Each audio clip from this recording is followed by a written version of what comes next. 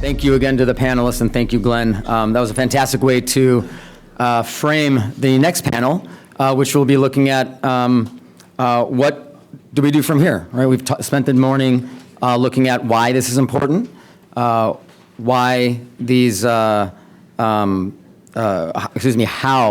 adversaries are exploiting these threats, and really what the consequences are.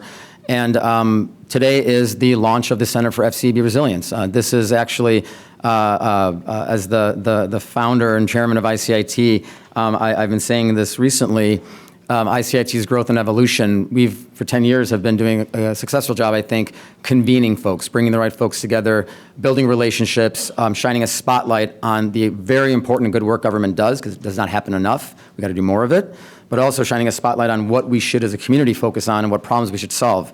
With Corey joining and with the next 10 years of ICIT, what it looks like is actually starting to do the hard work.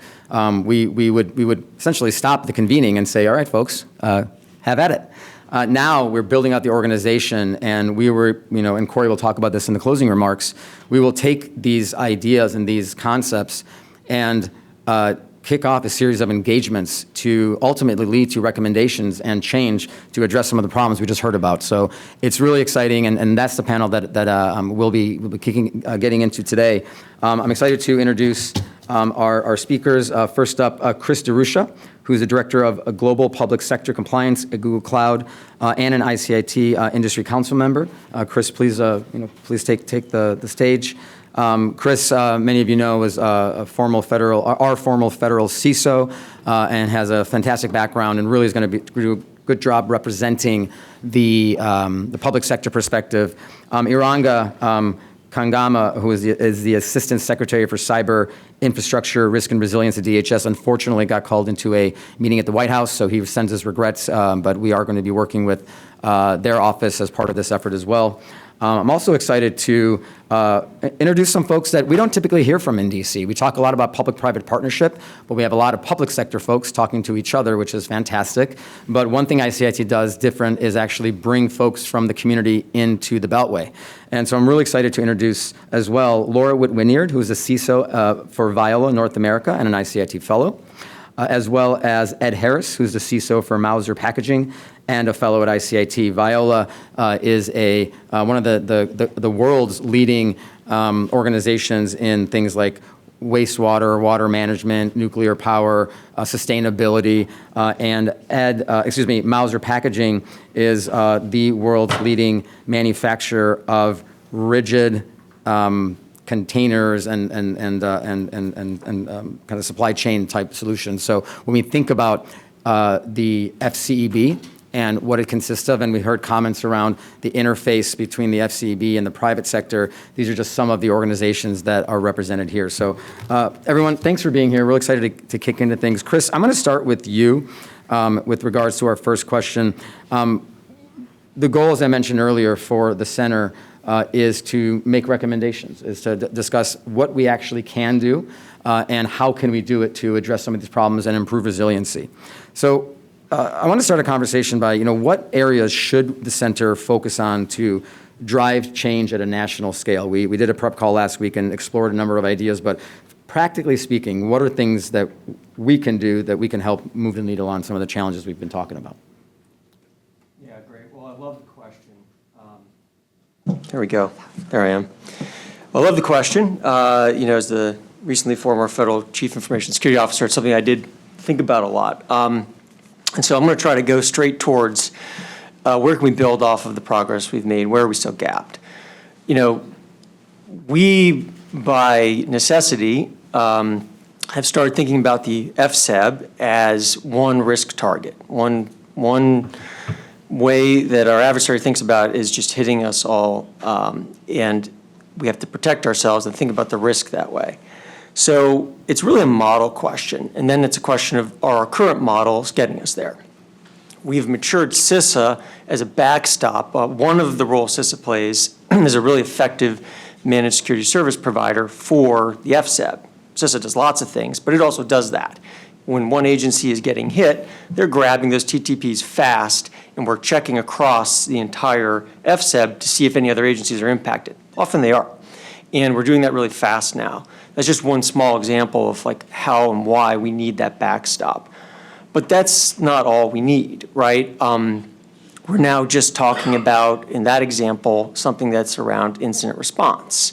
So really what we need is building a resilient architecture and infrastructure and doctrine and discipline for our science across all the federal agencies.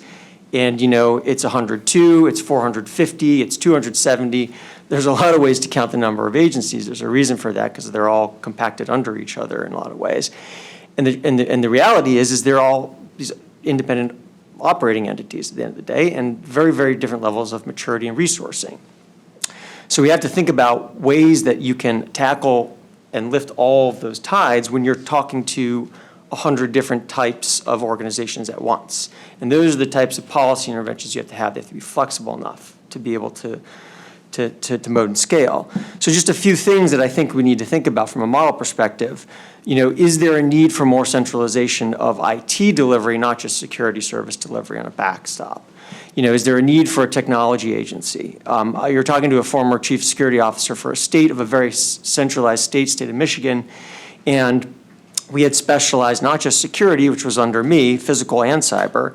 We had shared services, we had infrastructure, business relationship managers who understood the needs of every agency, but were also technologists, project managers that were trained technologists, project managers, procurement people that were trained technology procurement people.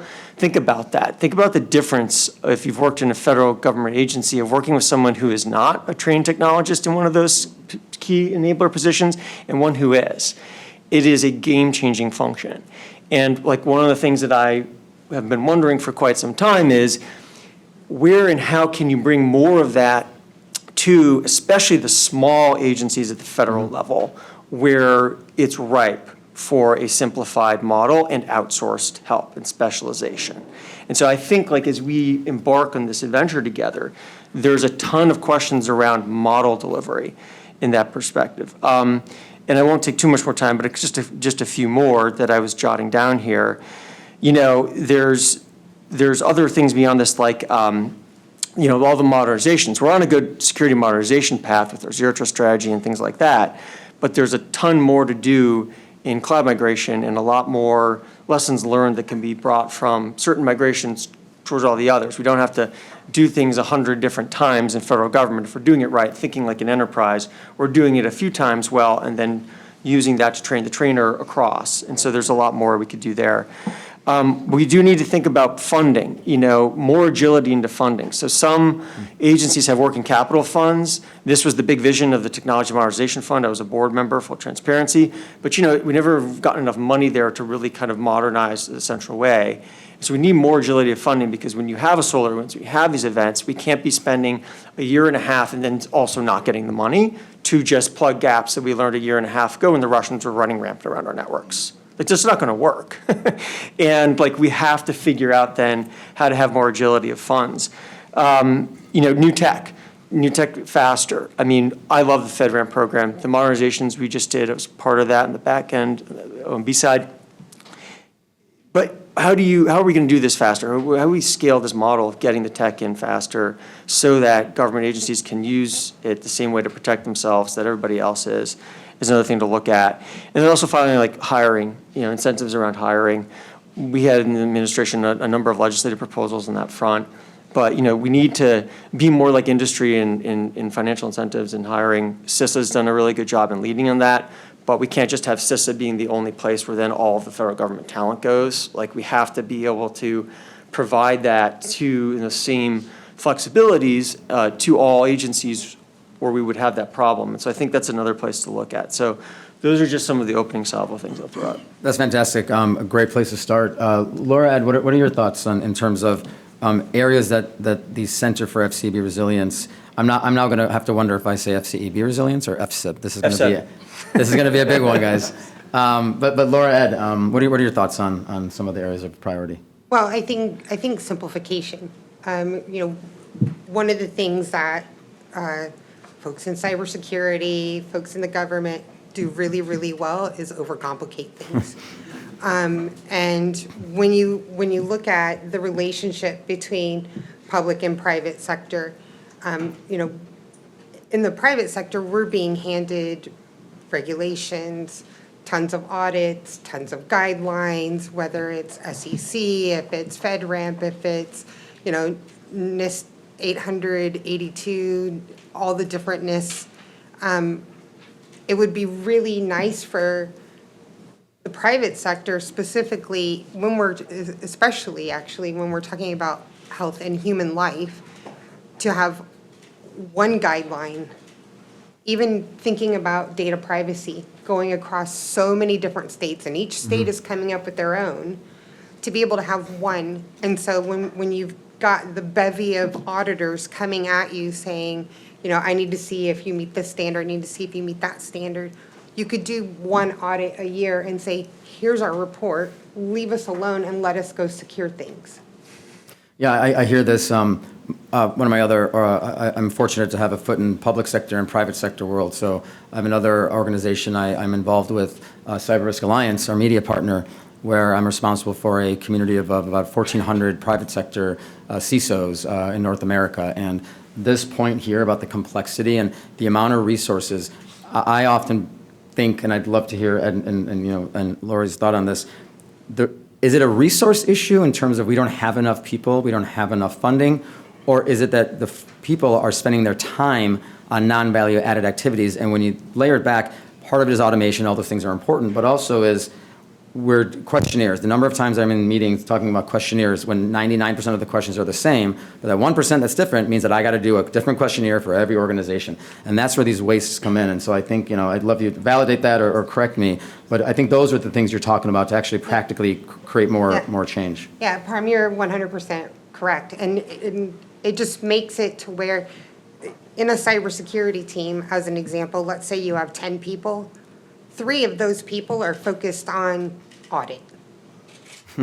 When it should be like a quarter of a person. Yeah. And the rest are focused on securing the environment and resiliency.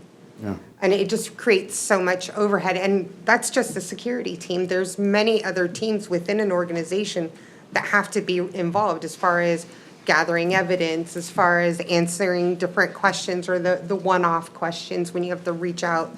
Plus there's legal involved, plus there's, all these different departments. It is a resourcing issue, and it is an inefficiency issue. Yeah.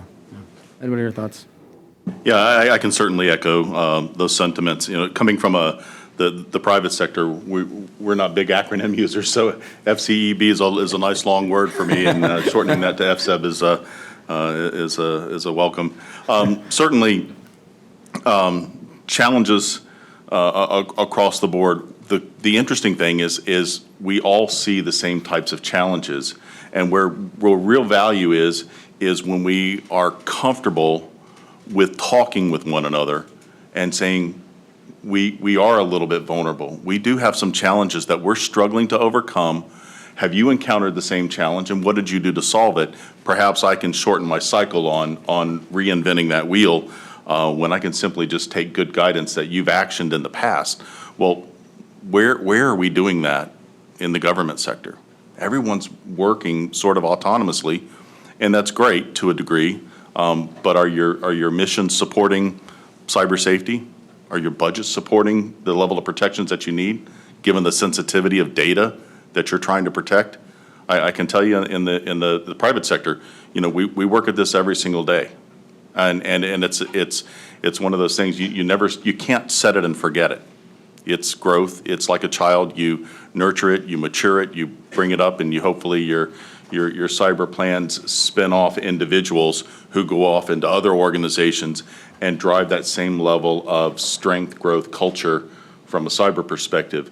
And what we've got this great level of knowledge in the private sector that's just waiting for a place to land. And so excited to be a part of this group and be a part of the critical infrastructure support.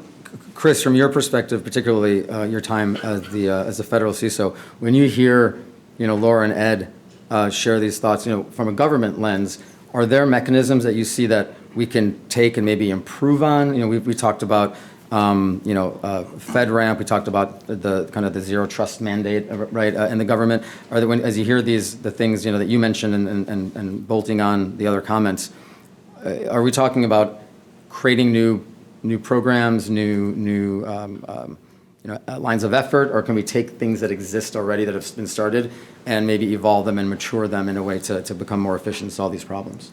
Yeah, I mean, I think with government, you always want to try to find what's working somewhat well and then make it work better. Yeah. By the time you create something new in government, the problem's changed.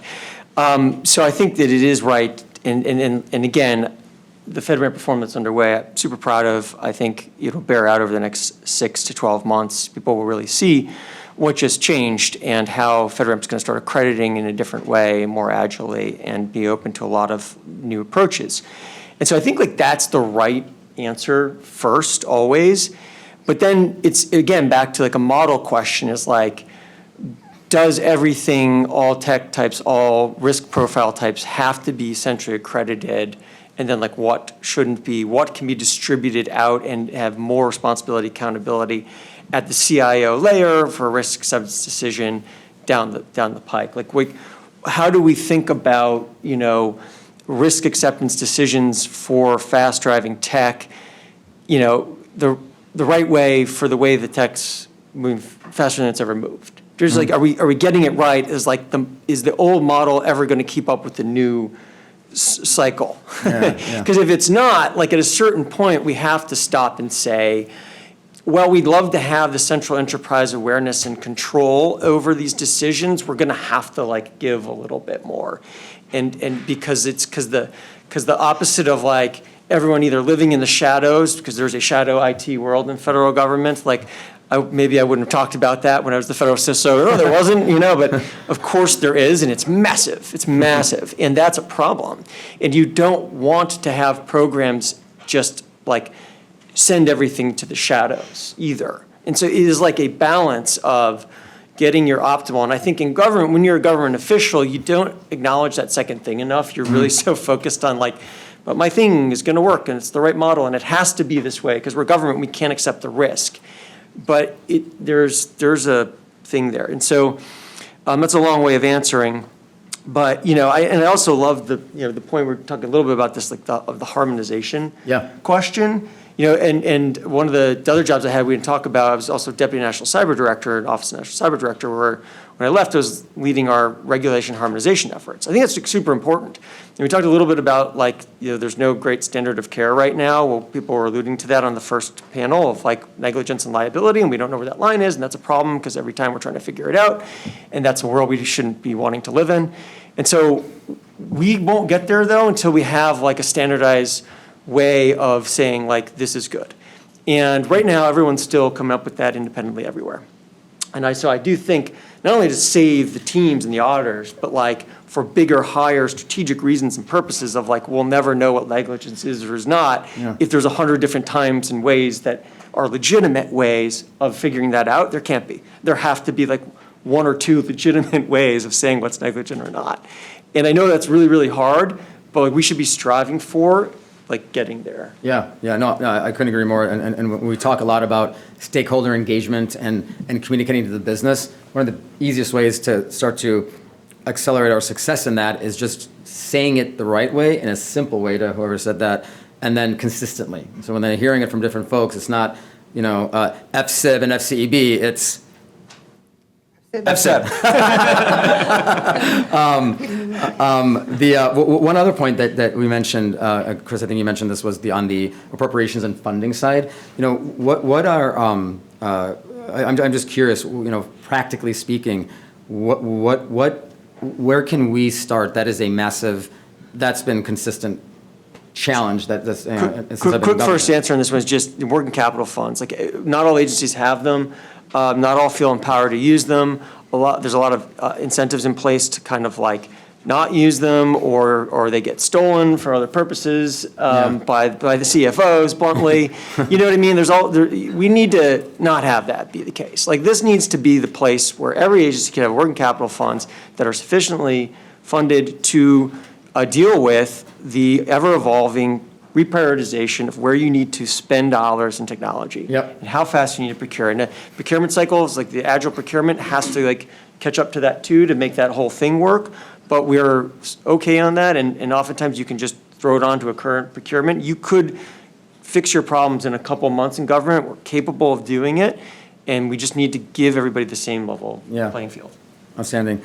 So this kind of leads to the next question I have is prioritization. So we talked about a lot of things, a lot of problems we could solve, but we have to start somewhere. So when we think about, again, in the context of the Center for FCEB Resilience, now you guys got me going on it, Center for FCEB Resilience, where do we start? I guess, and we don't have to answer maybe where we start now unless you have a recommendation on it, but how do we start to prioritize? If we have a list of 8, 10, 12 ideas, what are the things that we look at? Is it looking at, to your point, where do we have critical mass and where can we build off of? Is it new threats and somehow prioritizing that? Is it the senator talked about quantum and AI. Do we start with technologies? How do we think about prioritization?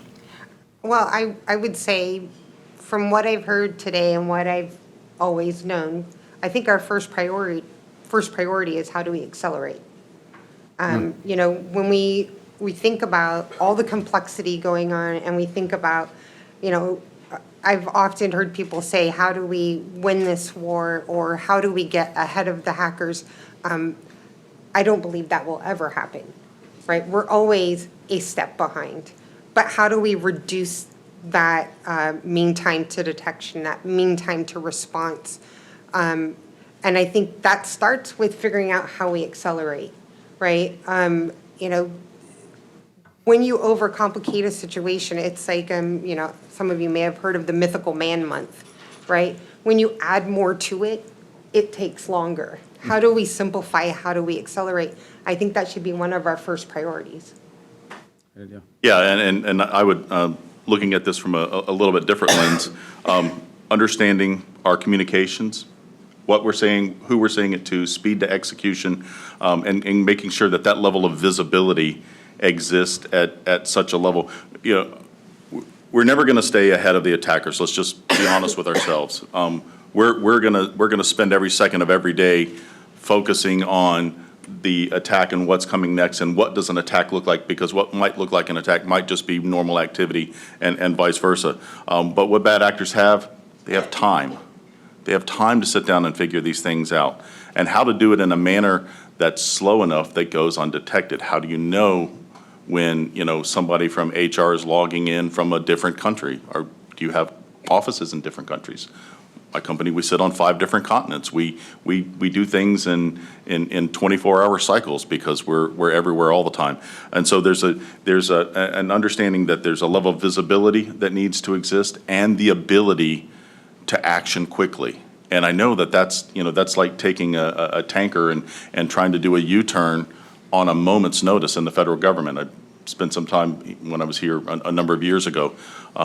So being able to action things quickly, back to your point of, Chris, of having available budget to be able to do the kinds of things that need to be done more quickly, so that it's not a function of, well, we've got to go talk about it, we've got to write a policy, we've got to do some updates, we've got to then go and then make sure that we're auditing ourselves. Do we have an adequate governance program around the things that need to be done properly? The focus, I would say, we need to help our government folks become a bit more agile to the degree that they can become agile to be able to address things in faster real time. And when we think about particularly the investment piece, there's always this conversation of do we modernize? Do we focus on securing what we have? There's obviously a significant problem with regards to our legacy infrastructure that continuously is funded, and some of it is I don't believe that anything is impossible, but it's fair to acknowledge the fact that particularly in larger agencies, in the FCEB, that's a big lift. It's not easy to go in and we're gonna move everything off of some old mainframe and put it to the cloud. But the technologies exist to do it, right? We know it is. How do we start thinking about modernizing and evolving versus securing what we have and making those decisions? I'm curious how we start to approach that. Well, I certainly think that you need to understand the level of risk associated with it. And I don't mean the risk of moving from a mainframe to the cloud, but the level of importance to the data. There might just be some things that you don't want in the cloud because the risk is greater of exposure because of somebody making a mistake, like pushing a update into CrowdStrike. Yeah, I hate to pull that one down. But there needs to be an understanding of the level of criticality of your data and what happens if you had an accidental exposure. And then you're going to ask yourself, well, am I better off staying on a mainframe? Well, okay, I don't know how prolific mainframe technology is these days, but everything's moving faster and for a greater level of agility that we want to be able to expand and grow quickly and then be able to adapt as business needs change. But yeah, I think understanding the risk and the criticality of the data. I would say unless you're a relatively new company, you have tech debt. We all do. It's not an either or, it's an and. I think you cannot wait to fix your tech debt before you modernize, or you'll always be behind.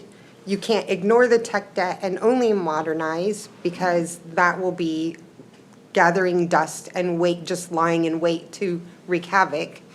I think you have to do it simultaneously. And, being an engineer at heart, old stuff is boring and I want to work on new stuff. And a lot of times, those things get forgotten. But it's a must-have. You have to take care of your tech debt, even if it's a mainframe, right? Whatever you can do to shore it up, to protect it, to put guardrails around it. If you can't get off of it, you should be doing that instead of just ignoring it. And we do have to modernize. The hackers are modernizing. We have to as well. Moving on to impact, we've identified a lot of levers we can pull: legislation, regulation, policy, technical controls, non-technical controls. I'm just wondering, are there areas that you feel would more rapidly drive some of the outcomes? Are we focusing on the policy recommendations to influence investment levels, or should the institute really focus on helping address some of the comments earlier on, whether it's cyber hygiene or standardization? How can we make sure that what we're doing in the next few years has the most rapid impact possible? So we're moving the needle. I mean, one of the things is, I think, like we said, let's look at the big ideas we've had that were supposed to solve some of these problems, like the Technology Modernization Fund. Like, why hasn't that worked? Again, just quick background on where that came from. We heard earlier how President Obama really cared and worried about cybersecurity. Well, I was also in the Obama White House, and that's very true. And we did a blue sky effort that he asked for, and the biggest idea we came back with was we need to modernize all of this technology debt. It's for cybersecurity, yeah, that's it. That's the number one thing. We have to find a way. And that was where the creative idea of the TMF came up. But for lots of reasons, it's become unpopular amongst law circles. That's okay, but then what? Because the issue is, if you don't look at the model, we're just going to continue at the pace we've been going. I mean, bluntly, cybersecurity is one of a lot of priorities that every agency is budgeting for every year. And bluntly, it is not the top priority. And that's a reasonable statement, because there's a lot of priorities that are very important that rack above it. And also, the way the budgeting system works, it doesn't always line to where it was allocated for. Sometimes it gets moved around, or you're not getting a budget until 7 months into the year, if you're lucky. And so you're not really doing any new starts or spending that. If this is going to continue to be the case, we need to start looking at these fundamentals and say, then what? Then what? And I think that is the right idea for a policy center to say, then what? How do we build on the concept of what the TMF was trying to solve for and find different ways? You know, I propose working capital because I think that's the fastest way to get at it while we figure that out. But I think it's an and, you know, and procurement and the talent problem. Like there's a bunch of areas where there's a lot of good work, but I'm not sure that we've got the models that are solving the problem yet. Yeah. And until they are, I guess we're not done, right? And so I think that's the right answer. I mean, why is there a Senate-confirmed individual? It's a national cyber director that reports to the President of the United States. It doesn't just happen. It's because it's like we still have a largely unmanaged risk here in front of us. And that's why that happened. And like, that's right. That is right. And then that means we're not done and we need to keep just building on the work that we've done. On the panel prep call that we did, Laura, I think it was you mentioned cyber hygiene. You kind of referred to it now. It's not exciting, but it's got to be done. I'm wondering under the umbrella of technical controls, there's the conversation we had was, I thought, fascinating about there's so many resources out there from the U.S. government, from private sector, and often the risk in the FCEB and the private sector is it's patching issues, it's social engineering, it's not anything super complicated, but we still have issues with it. And I've been talking about MFA from the very first government thing I did 15 years ago, and we're still having an issue with it for some reason. And so, how do we start to solve for those things? How can we help on those things? Because, gosh, if we can do one thing and just get everyone to do MFA, Lord knows ICIT has succeeded. But it seems like no one can figure it out. Yeah, I think there's a lot of people working really, really hard. Does not seem to be a lot of people working very smart, if I'm going to be honest. And I think we've created this overly complex, lots of meetings, discussing things that are just making everything take an exorbitant amount of time. And really what we need is, I don't know what you would call it, but we need somebody to say, all right, we've assessed the heck out of it, right? We know what needs to be done. Let's now just start doing it. And, to use the senator's point, it's time to giddy up. Let's do it. We've been assessing, I can't even, for decades. Why are we not doing? Yeah. We've been meeting for decades. Why are we not doing? And I think that's something that we really need to address. And some of these quick wins, if you will, some of them are quite simple. Some of them obviously are more complex, but why are we not even doing the simple ones? Because we're too busy assessing and discussing. Yeah, that's a great point. Yeah, one case I'd like to bring up, just a quick show of hands. How many of you are homeowners? How many of you have families? Who's got children? All right, let's take a quick example. As a homeowner, you've got some obligations, right? You've got to make sure power's turned on, food's in the kitchen. We've got to make sure the kids are taken care of. Well, that doesn't happen without funding, so you've got the responsibility of funding. How many of you send your children to the bus stop in the morning on a rainy day without a raincoat? Nobody. Why? Well, the risk is too great, right? Because then the child gets sick, there's doctor's appointments, you're going to take off from work. And so I want to take that and bubble that back to the mission of ICIT is getting the level of visibility of cybersecurity related components, events, thought to become as important as having a seat at the table with the board of directors who are responsible for the missions of these larger agencies. Yes, we don't create new widgets. That's not our mission. Our companies that go out and create the new widgets of the world and the ideas that flow from that are important. But why are we not looking at things from a risk perspective? Why are we not ensuring that a level of risk is so minimized that we can deliver our widget to market faster? And the mission of some of these agencies, need to be able to pivot faster. And when we go and we say we have a new construct, a new model that we want to consider, why isn't cyber at the table as part of the discussion to deliver things in a reduced risk manner? And, we think about these in terms of risk. You'd never send your kid to the bus stop without a jacket in the morning. You wouldn't just leave them out there in the rain and take off and go back home. And so it's a perpetual cycle of understanding the risks, the threats, the targets, they're coming. Don't be so naive to think that you're not capable of being attacked, because you are.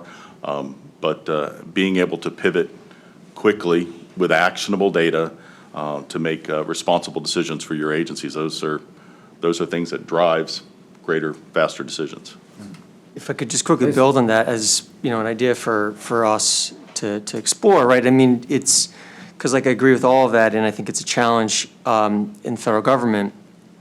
So how do we do a better job of distributing the responsibility at the leadership level for digital risk management, or risk management in the digital age? And I think there, in industry, is more of a mature understanding that, like as a business lead or owner, right, or as the CEO, you kind of need to enable your IT and cyber leads across the business units if you're going to survive, if you're going to digitally transform and compete with your competitors, and you're going to stay secure and not have the board fire you, right? You get it. I think in federal government it's still like an IT problem, still the cyber people's problem, largely, right? And I think that we've got to change that. We've got more education to do, more getting buy-in to do, more culture change to do at the senior executive layer, not just the agency head and the deputy secretary, but those are important key stakeholders here. But in the key business leads, like the assistant secretaries, the deputy assistant secretaries, the ones who are over the places that are implementing MFA still. Because I know exactly why the people who aren't implementing MFA aren't. We got very detailed that in the last 4 years. We had a sprint on this, and there's specific reasons, and they come down to specific use cases in mission areas that are challenging largely, and or people who've had exceptions for a long time and don't want the friction, whatever, right? But there's various specific reasons, and they come down to needing those folks as stakeholders, seeing as this is their problem to solve, not block, not prevent. And so I think this culture question of getting everyone to be responsible digital leaders, not just leaders in their mission, but seeing these things as the same thing to be successful in their mission outcomes. Okay, that is something for us to study and think about, what do we need to do then? I think it's a great point. Corey and I, when we started working together more closely, talk about this a lot. For years, I viewed I don't have a technical background at all, or a policy background, and I always viewed it as a deficit and something that prevented me from being able to contribute to things like this. And hearing you speak, I think one of the fundamental challenges going back to communication is to accomplish what Chris said, which is, I think, spot on. It's that how do we talk about these things in a way that they care about? They don't care. They may not care about technology. They certainly may not care about security or privacy. They understand it's important, but their KPIs, what they're being measured on, however you want to look at it, if Congress calls them in, they may talk about that, but there's all these other priorities. So the more we can talk about these issues in a way that aligns with the mission, and maybe the word cyber, doesn't even come up. Does it have to? Is that a confusing thing? Can you talk about risk? Can you talk about, if your mission is to do X, Y, and Z, here are the things you got to do to make sure that you can continue to do that. And in plain business language, in plain policy language, and don't even bring up tech. And if, as part of that request in the details, these executives don't want to get in details, if part of that is we need to spend this money on security and resiliency to enable all this, then we're accomplishing the goal. So I think, Chris, I think it's a great recommendation. And if we go down this path, I think looking at the language we use and how, and almost training the FCEB technology leaders how to talk up the food chain, I think can also start to move the needle on this. Hey, to your point, Parham, you were talking about the language we use and keeping it simple. And if I think about what Paula was saying in the previous panel, when she asked everybody about their home routers, everyone in this room went, "Oh, I have one of those." Yep. I wonder if these are the conversations we need to have, and we need to make it meaningful. Working in critical infrastructure, if I go to our executive committee and I talk about a drinking water plant and the risk of that plant being hacked and the chemicals that are put into water being altered to make people sick or to kill people, that resonates, right? I don't need to go in there and say, well, technical jargon and this has like 47 vulnerabilities and 14 of them are critical, and that doesn't resonate. But if I say, people will die, that resonates. Yeah. And when you can't get technical, it's easier. But when you have all that knowledge, and we have a lot of brilliant people solving these issues, that's when it gets complicated, because how do I sift through that? So I think training on how to communicate and to executives, I think, could be another interesting avenue. We are down to 5 minutes, and so we generate a lot of great ideas. I'm excited and motivated, and I think we have a lot of work to do, obviously. When we think about success and what it looks like, 2 questions. One, who should we be engaging on this journey? I think we've hinted on them, but I think it'd be nice to have a few moments on who are the individuals and the stakeholders, whether it's the people within an organization in the FCEB, but also other entities, private sector, NGOs, whatnot. Who should be engaging on this to ensure that we're having diversity of thought and represent all the different players that are required for us to be successful? Yeah, I think one of the things that we could focus on right away that would create some real value is our ISACs, especially those entities that are already having discussions at certain critical infrastructure junctures. They're already getting together. They're already talking. There probably would be some real value to aligning with those to make sure that we have an opportunity to help disseminate knowledge and create awareness of this organization's ability to help support their missions and risk reduction and things of that nature.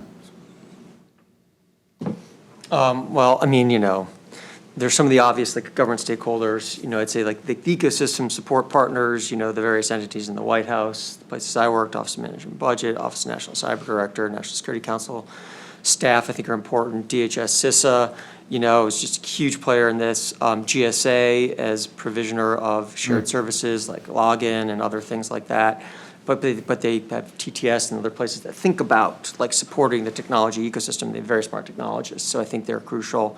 Various offices in GSA, NIST, lots of great ideas and thought leadership has come out of NIST in these. So that's the ecosystem support partners. I think getting to the FCEB, not just the CISOs and the CIOs, and I think it's important to get to both because they're thinking about different things and held accountable for different things too. Both are related to cybersecurity. It's also just these business leaders. Can we interview and get to some of the folks that are, mission partners at critical infrastructure agencies? And again, it's what's going on at FAA and where that's been one that has been independent for a long time. But what are their challenges and where can we help move the ball forward in some of these places? I think is really important, and just learn from them and listen to them, but actually listen to them. Yeah. Right? It's where are you at? What would be a better way for the security people to come at you, and what do you need actually? Not what we tell you need, which are these 3 things do you want? What do your words? I think those are important conversations for us to have. And then Congress, the appropriators have specific perspectives and opinions on how money gets allocated. I think we just got to understand, if it's not TMF, then what? Do you know what I mean? What could work and what's not gone right there, actually? Is there a way to have more centralized funding opportunities? Because listen, post-quantum's coming, and that's going to just happen one day. How many people raise their hands are confident that every agency will be prepared on that timeline when it's here to get the money that they need through their normal budget process and line items, and then put out the procurement through the current procurement process, and then get the vendors in to do the migrations on all of the high-value assets? It's everyone raise their hand who's confident that's going to happen. So what are we going to do? Do you know what I'm saying? And if it's got to be some centralized, fast twitch model, which we don't have in place today. Yeah. So we should be thinking about this now.